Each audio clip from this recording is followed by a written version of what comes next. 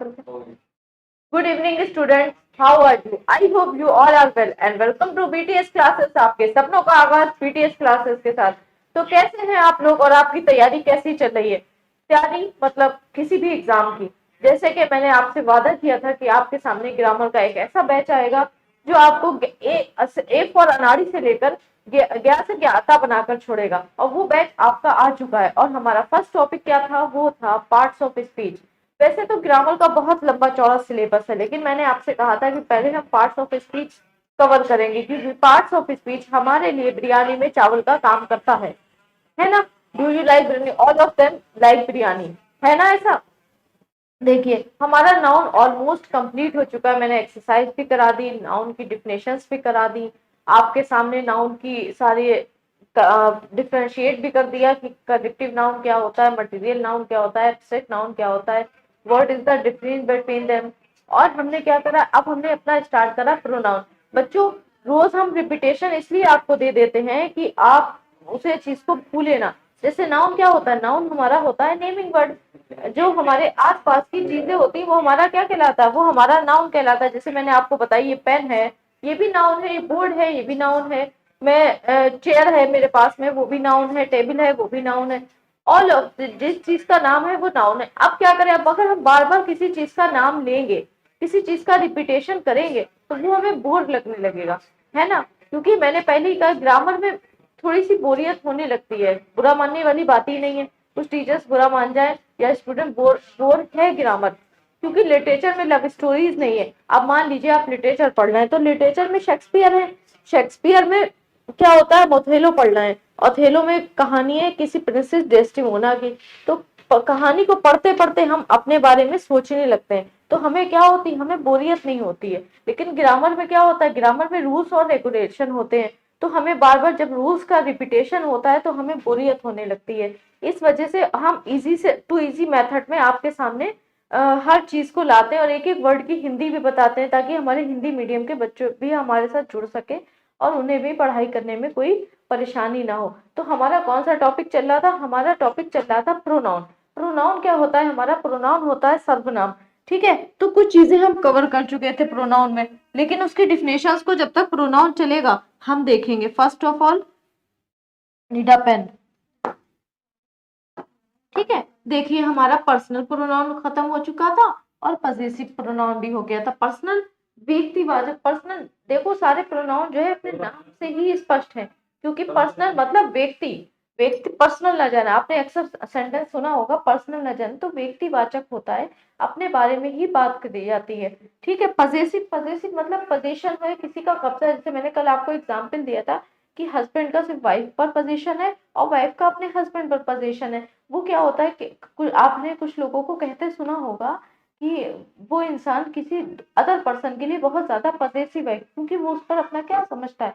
कब्जा समझता है। तो मैंने इसी वर्ड में आपको बताया था कि जहां कहीं भी आपको लगे कि ऑनरशिप की बात हो रही है, ठीक है, ऑनरशिप की बात हो रही है, तो वहां पर आप समझ जाइएगा कि वहां पर हमारा कौन सा प्रोनाउन है? वहां पर हमारा प्रोनाउन है पजेसिव प्रोनाउन। आगे बात समझ में? ठीक है, तो आज हम लेकर चलेंगे अपना डेमोस्ट्रेटिव प्रोनाउन और रिफ्लेक्सिव प्रोनाउन। रेसिप्रोकल प्रोनाउन में कुछ नहीं है, ये सिर्फ दो वर्ड से मिलकर बना है, तो इसको लास्ट में कवर करेंगे। और सबसे बड़ा टॉपिक हमारा होता है इंटरोगेटिव, जो इंटरोगेटिव बार बार रिपीटेशन भी होता है। मैं आपको एक बात और बता दूं कि जो दो प्रोनाउन होते हैं जो हमारे ऑल द ग्रामर में हमारे आसपास रहते हैं, वो होते हैं हमारे इंटरोगेटिव और हमारा पर्सनल प्रोनाउन। क्यों? पर्सनल में क्या होता है? First person, second person, third person होता है, और इंटरोगेटिव में क्या होता है? क्वेश्चन मार्क होता है। इसलिए वो जो है हमारे आसपास पूरे सेंटेंस, अभी आप नरेशन पढ़ेंगे तब भी आपको इंटरोगेटिव सेंटेंसेस मिलते हैं जो प्रोनाउन से भी अटैच्ड होते हैं। हमारा पर्सनल भी मिलता है, first person, second person, third person भी होता है। ठीक है, ये सारे दोनों प्रोनाउन हमारे लिए मोस्ट इंपॉर्टेंट है। तो पर्सनल मैंने, इंटरोगेटिव को हम लास्ट में कवर करेंगे। आगे बात समझ में? ठीक है, चलिए अब हम चलते हैं अपने डेमोस्ट्रेटिव की तरफ। ठीक है, थंबनेल से ही आपको पता चल रहा है कि अब कोई कंफ्यूजन नहीं रहेगी। चलिए सबसे पहले डिफिनेशन राइट कर लेते हैं। ठीक है, डिफिनेशंस को राइट कर लेते हैं। डिफिनेशंस राइट करने से ये होता है कि बार बार अगर किसी चीज का रिपीटेशन होगा तो आप क्या होंगे? अच्छे से समझ जाएंगे, आपके दिलो दिमाग में वो चीज बैठ जाएगी। Pronoun is a word, silent pronoun is a word which is used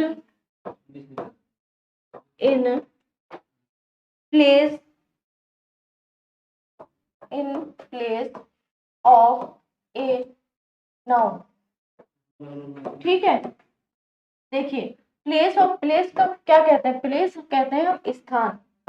तो अगर किसी चीज का स्थान किसी ने ले लिया तो वो हमारा हो जाएगा प्रोनाउन। जैसे अगर किसी को डिनोट्स कर रहा है और प्लस हमने उसका बार बार नाम लिया तो वो खुद बोर होने लगेगा। आप देखिए इंटरव्यू में अगर हम बार बार एक ही चीज पूछेंगे उससे तो उसे इरिटेशन होने लगेगी कि मैं कहाँ इंटरव्यू लेने आ गया, कि रोहित तुम्हारा नाम क्या है, रोहित के पिताजी का क्या नाम है, रोहित कहाँ से पढ़ाई की। ये सब अगर हम एक ही एग्जाम्पल लेते चलेंगे तो क्या होगा, बोरियत होने लगेगी। इसलिए नाम की जगह क्या करा हमने, प्रोनाउन को दे दी। इसलिए प्रोनाउन हमारा इंग्लिश के अस्तित्व में आया क्योंकि उसका यूज होता है। देखिए एग्जाम्पल, देखिए गीता इज द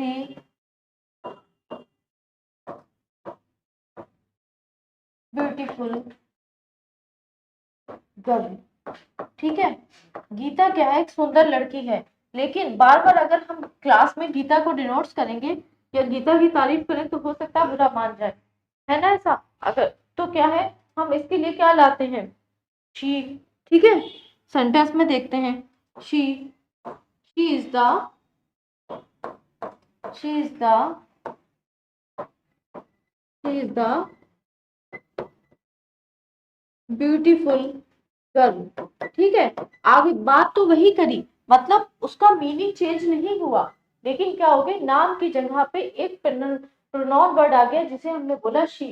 उसमें ही शी इट आ जाता है। जैसे हमने आपको समझाया ही है कि फर्स्ट पर्सन, सेकंड पर्सन और थर्ड पर्सन आ जाते हैं। ठीक है, आगे बात समझ में, गीता की जगह किसने ले ली, शी। काम वही कर रहा है, सब्जेक्ट यही है। और हमारा सब्जेक्ट, जो हमारा जो सब्जेक्ट है, सेंटेंस है, वो कितना बना है, सब्जेक्ट से बनता है प्लस वर्ब प्लस ऑब्जेक्ट। ठीक है, तो यहाँ पर मोस्टली या तो आपका नाउन होगा, यहाँ पर या तो आपका प्रोनाउन होगा। आगे बात समझ में, नाउन होगा या हमारा प्रोनाउन होगा। ठीक है, subject plus verb plus object. समझ में आ गया। आप अपने माइंड में बस इतना सा दिमाग में बिठा लो कि क्या होता है प्रोनाउन, रिप्लेसमेंट ऑफ नाउन। आपको कहीं दिखे रिप्लेसमेंट ऑफ नाउन और पर्सनल प्रोनाउन को, इंटरोगेटिव प्रोनाउन को बहुत अच्छे से समझ लो तो आपको लाइफ टाइम में मैं गारंटी लेती हूँ कि आपको जो है कुछ भी भूलने की कोई भी संभावना नहीं रहेगी। तो प्रोनाउन हमारा क्या हो गया, which is used in place of noun, जो क्या करता है, रिप्लेस कर देता है नाउन को। ठीक है, चलिए अब चलते हैं हमारे नेक्स्ट। अब आगे आपका डेमोस्ट्रेटिव प्रोनाउन। डेमोस्ट्रेटिव क्या होता है, डेमोस्ट्रेटिव होता है प्रदर्शनकारी। ठीक है, वर्ड की हिंदी क्यों बताते हैं, इसलिए बताते हैं ताकि हम जो है वो कर सकें। डेमोस्ट्रेटिव होता है, demonstrative, yes sir, right word is that, demonstrative.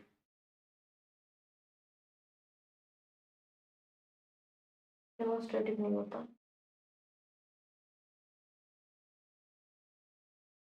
ठीक है, देखिए demonstrative pronoun are word used to point out specific people, places और थिंग्स। ठीक है, अब यहाँ पर स्पेसिफिक चीज आ गई है। ठीक है, इस बात का ध्यान रखिए, स्पेसिफिक कहते हैं विशेष। ठीक है, क्या होता है, विशेष।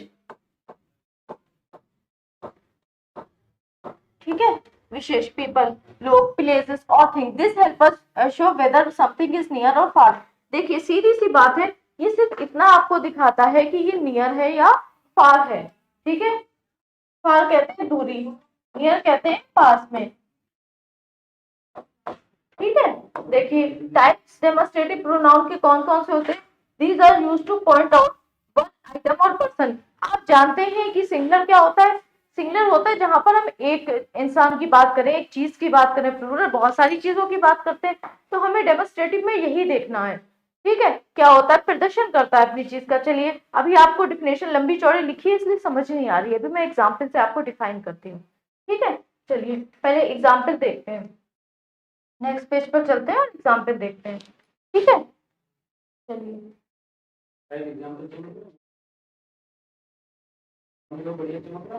ठीक है। Refer to something, this is my cap. देखिए इसने क्या करा, दिस इज माई कैप, प्रदर्शन करा ना। इसमें क्या होता है, प्रदर्शन कर रहा है। दिस इज माई कैप यानी एक तरीके से बता रहा है कि ये मेरा कैप है। इसमें क्या होता है, ये वो ये सारे वर्ड क्या होते हैं, यूज होते हैं। दैट इज हिज बाइक, ठीक है, दैट इज हिज बाइक, ठीक है। इसमें ये वाले वर्ड क्या होते हैं, यूज होते हैं, ठीक है। दैट है, दिस है, दीज है। दीज क्या होता है, प्लूरल में कौन होता है, प्लूरल में आ जाता है हमारा दीज और दोस्त।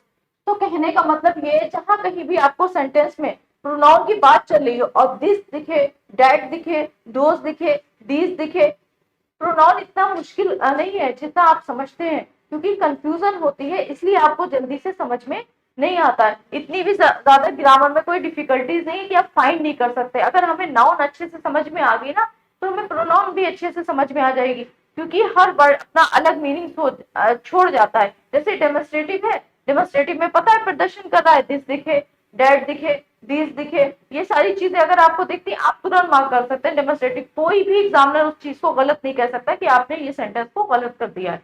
दिस इज माई कैप इशारा कर रहा है, दीज आपको पता है कि दोस्त जो है बहुत सारे लोगों के लिए होता है ना। और इसका दिसका ये के लिए होता है, डैट वो डैट का मतलब भी ये होता है, रिफर टू समथिंग और समवन क्लोज। जब कोई चीज पास में रखी होती है तो हम दिस का यूज करते हैं, दूरी पे होगी तो डैट का यूज करते हैं, ठीक है। आगे बात समझ में, चलिए नेक्स्ट देखते हैं। आ गया हमारा रिफ्लेक्सिव प्रोनाउन।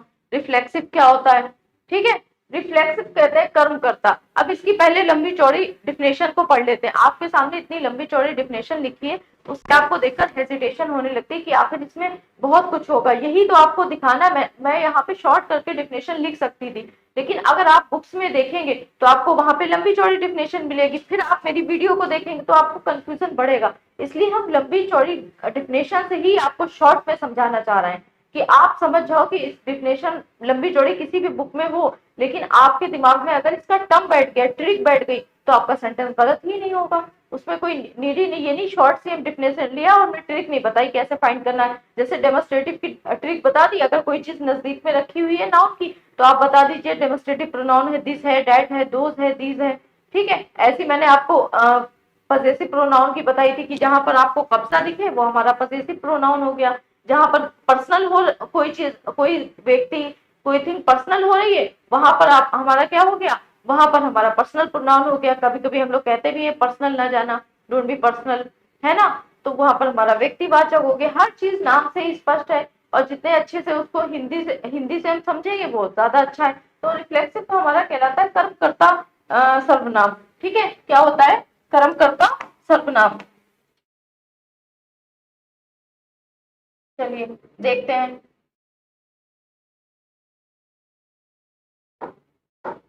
कर्मकर्ता सर्वनाम यहाँ पे लिखना है, ठीक है।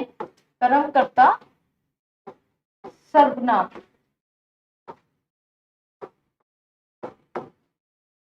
ठीक है।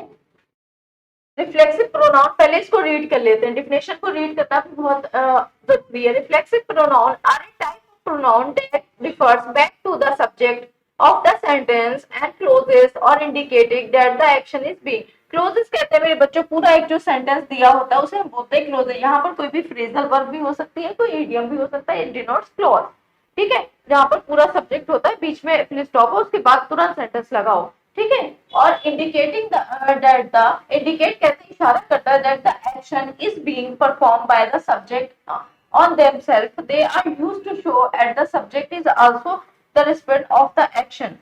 क्या है देखो, they are use to show that the subject is also the recipient of the action describe by the verb.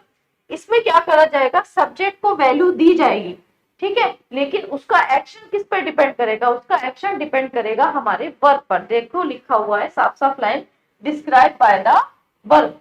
Verb के द्वारा क्या होगी, डिस्क्राइब होगी, ठीक है, डिस्क्राइब करी जाएगी वर्ब के द्वारा। तो कर्म करता मतलब इसमें, और एक बात इसमें और ध्यान रखो जो डिप्रेशन में शायद मेंशन नहीं है, कर्ता जो हमारा प्रोनाउन होता है ना, सर्वनाम होता है, जो हमारा रिफ्लेक्सिव होता है, इसमें जितनी वैल्यू सब्जेक्ट की होती है मेरे बच्चों, उतनी ही वैल्यू आपके ऑब्जेक्ट की भी होती है, यानी दोनों ही इंपॉर्टेंट होते हैं। जैसे मैंने आपको बताया है कि हमारा सेंटेंस किससे मिलकर बनता है, सब्जेक्ट से मिलकर बनता है, ठीक है, हमारे प्लस वर्ब से मिलकर बनता है, ठीक है, प्लस ऑब्जेक्ट से मिलकर बनता है। तो बाकी सारे सेंटेंस में तो आप देखेंगे कि सब्जेक्ट की वैल्यू होती है, क्यों भाई सब्जेक्ट की वैल्यू क्यों होगी, सब्जेक्ट पर ही तो पूरा सेंटेंस टिका हुआ है ना, तो सब्जेक्ट की वैल्यू होती है। और लेकिन इसमें क्या है, इसमें डेमोस्ट्रेटिव प्रोनाउन में क्या होगी, सब्जेक्ट की भी वैल्यू होगी और वर्ब की भी वैल्यू, ऑब्जेक्ट की भी वैल्यू होगी, लेकिन दोनों के एक्शन डिपेंड करेंगे इस वाली वर्ब पे। ये जो वर्ब है हमारी, यानी ये मेन मुखिया है परिवार का, ठीक है, मेन मुखिया, सारे इक्वली। आपने देखा किसी फैमिली में किसी एक मेंबर की ज्यादा वैल्यू होती है तो वो अदर्स प्रोनाउन में होती है, और जहां कहीं भी सारे, जिस फैमिली में सारे फैमिली मेंबर्स की वैल्यू होती है, वो हमारा कौन सा होता है, वो हमारी फैमिली हो जाती है रिफ्लेक्सिव प्रोनाउन की। आगे बात समझ में क्लियर हुआ, ठीक है। जहां तक इसकी बात है ना, तो इसमें सब्जेक्ट और ऑब्जेक्ट होता है। बहुत लंबी लंबी डिफिनेशन लिखी हुई है, इसलिए तो मैंने आपके सामने लेंथी डिफिनेशन लिखी, लेकिन आप शॉर्ट में समझ लीजिए कि रिफ्लेक्सिव प्रोनाउन इज कॉल्ड जिसमें सब्जेक्ट और ऑब्जेक्ट दोनों ही बराबर चले, दोनों पैरेलल हो। जैसे हो कहते हैं हस्बैंड वाइफ एक गाड़ी के दो पहिए, ऐसे रिफ्लेक्सिव में रिफ्लेक्सिव प्रोनाउन जो है सब्जेक्ट ऑब्जेक्ट को भी क्या करता है, समझता है कि ये एक गाड़ी के दो पहिए हैं, ठीक है, अलग अलग नहीं लेके चलता है। और उसका इंजन कौन हो जाता है, इंजन हमारी वर्ब हो जाती है। आगे बात समझ में क्लियर हुआ, चलिए एग्जाम्पल देख ले। देखिए इसमें मेरे बच्चों क्या होता है, सिंगुलर और plural, myself, yourself, ये सारे वर्ड आपको मिलेंगे। देखिए मैंने कितने अच्छे अच्छे कीवर्ड आपके लिए लिख रखे हैं, है ना, ये कीवर्ड होते हैं, जहां कहीं भी आपको दिखे myself, yourself, himself, herself, itself, ourself, yourself, themself, आप समझ जाइए हमारा रिफ्लेक्सिव प्रोनाउन है। ये सारे कीवर्ड हैं आपके लिए, ट्रिक्स हैं। चाहते तो बहुत ज्यादा लंबे लंबे से एग्जाम्पल पे आपके सामने ला सकते हैं, लेकिन उसकी क्या नीड है, आपके ना समझ में आएगा ना मुझे पढ़ाने में मजा आएगा। हमें तो आपको कंपटीशन के लिए तैयार करना है ना, जो हमारे स्कूल वाले बच्चे भी देख रहे हैं इस वीडियो को, तो हमें उनके लिए भी सोचना है, जो हमारे कॉम्पिटिटिव वाले बच्चे हैं उनके लिए भी सोचना है, ये तो ऑल के लिए, क्योंकि हमें सबकी ही बेस को मजबूत करना है। जैसे कि बीटीएस क्लासेस का थीम ही है बेस टू स्टार्ट, है ना, आपको क्या करना है, अंतरिक्ष तक लेके जाना है हम लोगों को। जैसे सुनीता विलियम्स अंतरिक्ष तक गई है, वैसे ही आपको भी लेकर जाना है। ग्रामर हो या कोई भी सब्जेक्ट हो, जिसकी भी स्टडी आप बीटीएस क्लासेस के साथ कर रहे हैं। और देखिए सबसे पहले हमारा बेस इंपॉर्टेंट है, होता है कि हमारा बेस कैसा है। आपने देखा है कि कोई बच्चे के बहुत अच्छे मार्क्स आ रहे हैं, क्यों क्यों आ रहे हैं, क्योंकि उसका बेस अच्छा है। जब उसका वो इतने हाँ 3 इयर्स का हुआ, तो उसके पेरेंट्स ने उसे क्या करा, घर में ही पढ़ाना शुरू कर दिया, क्यों, क्योंकि उसका बेस मजबूत हो जाए। आजकल आपने देखा है जो मदर है, बहुत ज्यादा क्वालिफाइड एजुकेशन है, उनके पास एजुकेशन, वो अपने घर बच्चे को ट्यूटर नहीं दे रही है, वो अपने बच्चे को खुद तैयार कर रही है। स्कूल ले जाने से पहले उसको पूरी एबीसीडी आती होती है, पूरा छोटा से ज्ञा तक आता होता है, क्यों तैयार कर रही है। आप फेनोटिक में पढ़ा रही है कि ए आ, ठीक है, बी बाबा, ये फेनोटिक वर्ड होते हैं। फेनोटिक वर्ड की भी नॉलेज हमें इंग्लिश में होना चाहिए। लास्ट में जब ग्रामर का बैच बिल्कुल फिनिश हो जाएगा, तो हम आपको फेनोटिक अल्फाबेट्स भी कराएंगे कि फेनोटिक अल्फाबेट्स क्या होते हैं, what is the difference between normal alphabets and what is the difference phonetic alphabets, ठीक है। फेनोटिक्स अल्फाबेट का नॉलेज होना भी हमारे लिए बहुत जरूरी है, क्योंकि आगे जो हमारे इंटरनेशनल स्कूल ओपन हो रहे हैं ना हमारी सिटी में, हमारे इंटरनेशनल में, वहां फेनोटिक लैंग्वेज में ही अल्फाबेट बच्चे को पढ़ाए जा रहे हैं, ठीक है। तो अगर जुड़े रहेंगे तो आपको बहुत ज्यादा सा बेनिफिट मिलता रहेगा, ठीक है। देखिए सर, अब जैसे मैं आपके सामने एक एग्जाम्पल लिखूं, आई हर्ट माई सेल्फ, मैंने खुद को चोट पहुंचाई, ठीक है, आई हर्ट माई सेल्फ, मैंने खुद को चोट पहुंचाई। तो इसमें देखिए आई भी इंपॉर्टेंट है और माई सेल्फ भी इंपॉर्टेंट है, सब्जेक्ट भी इंपॉर्टेंट है और ऑब्जेक्ट भी इंपॉर्टेंट है, लेकिन दोनों डिपेंड किस पे, हर्ट पे ना। अगर चोट पहुंचाना नहीं होती तो ये सेंटेंस नहीं बनता, ठीक है, ठीक है। क्या है, कभी कभी बीच में भी ऑब्जेक्ट आ सकता है, ऐसी कोई बात नहीं है, लेकिन क्या होगी, सब्जेक्ट और ऑब्जेक्ट दोनों की वैल्यू होगी। आगे बात समझ में, देखिए एक और एग्जाम्पल देख लेते हैं। आई हैड माई सेल्फ वाक्य, जैसे मैंने खुद को चोट पहुंचाई, तो उसने खुद को चोट पहुंचाई, माई सेल्फ की बात करी, खुद की बात करी। ऑब्जेक्ट भी इंपॉर्टेंट है जितना इक्वली सब्जेक्ट इंपॉर्टेंट है। ठीक है, आगे बात समझ में कि रिफ्लेक्सिव प्रोनाउन इज कॉल्ड, जिसमें सब्जेक्ट और ऑब्जेक्ट की दोनों की वैल्यू होती है, और हमारा क्या होता है, वर्ब पर, उसके एक्शंस जो है हमारे वर्ब पर डिपेंड करते हैं। छोटी सी बात है, समझने की जरूरत है बस। ठीक है, आगे बात समझ में दे दे।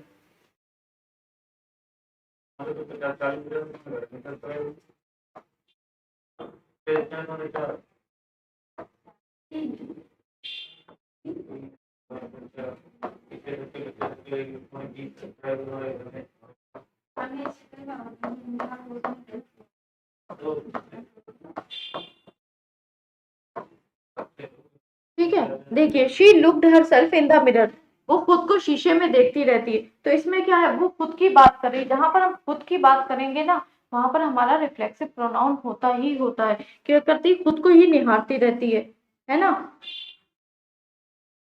खुद को ही उसका शौक है कि तैयारी मस्त लग रहा है कि नहीं लग रहा है, वो खुद को ही मिरर में देखती रहती है। तो यहाँ पर सब जितना सब्जेक्ट इम्पोर्टेंट है, वहीं पर ऑब्जेक्ट इम्पोर्टेंट है। ठीक है, चलिए अब एक बार फिर हम आपको बैक में ले चलते हैं थंबनेल पे।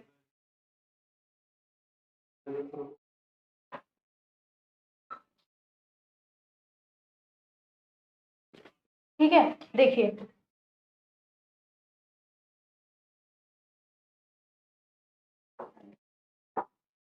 ठीक है, देखिए personal pronoun, possessive pronoun, reflexive. Personal व्यक्तिवाचक, आपके समझ में आ गया कि व्यक्ति के बारे में बात की जाएगी। ठीक है, पॉसेसिव जहां पर भी कब्जा होगा। रिफ्लेक्सिव सब्जेक्ट और ऑब्जेक्ट, प्लस सब्जेक्ट और ऑब्जेक्ट दोनों क्या है, इंपॉर्टेंट है। ठीक है, डेमोन्स्ट्रेटिव जहां पर नियर और पास की बात करी जाए, नियर एंड फार की बात की जाए। ये आप छोटे छोटे से कीवर्ड हैं जो आप याद रखिए। ये कीवर्ड अगर आपको याद रहते हैं ना, तो आपको प्रोनाउन समझने में गारंटी के साथ कोई दिक्कत नहीं होगी। लंबी चौड़ी डिफिनेशन देखने से कोई फायदा नहीं है। प्रोनाउन है क्या, ठीक है, रिप्लेसमेंट ऑफ नाउन, उसके टाइप्स कितने हैं, 6। ठीक है, उसमें क्या क्या दिया हुआ है आपको बता दिया गया है। कि मैंने आपको हर प्रोनाउन की कीवर्ड्स दिए हैं, वो आपको हमारे टेलीग्राम चैनल पे पूरी पीडीएफ पड़ी होगी, वहां से आप डाउनलोड भी कर सकते हैं, ताकि आपको नोट्स बनाने में भी कोई प्रॉब्लम ना हो। ठीक है, आपको माई सेल्फ दिखे तुरंत टिक कर दो। खुद को बात करें, सब्जेक्ट ऑब्जेक्ट की बात करें, रिफ्लेक्सिव प्रोनाउन। आगे बात समझ में, ठीक है। व्यक्तिवाचक, पॉसेसिव प्रोनाउन, ठीक है हमारा। और पोजीशन की बात करें, पॉसेसिव प्रोनाउन, कब्जे की बात करें, रिफ्लेक्सिव प्रोनाउन, सब्जेक्ट और ऑब्जेक्ट। ठीक है, होगी। और demonstrative pronoun, near and far. ठीक है, चलिए कल हम आपको के साथ मिलते हैं एक नई वीडियो के साथ, नई ऊर्जा के साथ। और कल हम आपको कराएंगे रेसिप्रोकल और इंटरोगेटिव। इंटरोगेटिव को बहुत ध्यान से सुनना, ठीक है, कि इंटरोगेटिव क्या होता है। क्योंकि अगर हमारे पूरे ग्रामर में किसी प्रोनाउन का रोल रहता है, तो मेरे बच्चों वो रहता है हमारे इंटरोगेटिव का और हमारे पर्सनल प्रोनाउन का। आगे बात समझ में। तो हम पर्सनल प्रोनाउन को समझ चुके हैं, अब हम इंटरोगेटिव को पढ़ेंगे बहुत अच्छे से। ठीक है, अच्छे से ये भी पढ़े हैं, कोई ऐसे नहीं पढ़े हैं रट्टा मार वाले। कीवर्ड्स मैंने आपको हर प्रोनाउन के दे रखे हैं। अगर आपने वो कीवर्ड्स ही पढ़ लिए, तो आपको प्रोनाउन दोबारा पढ़ने की कोई नीड नहीं होगी, ये तो मैं कह सकती हूँ। ठीक है, चलिए तब तक पढ़ते रहिए, खुश रहिए, मस्त रहिए, but never trouble your parents. मिलते हैं कल एक नई ऊर्जा के साथ, पीटीएस क्लासेस के साथ।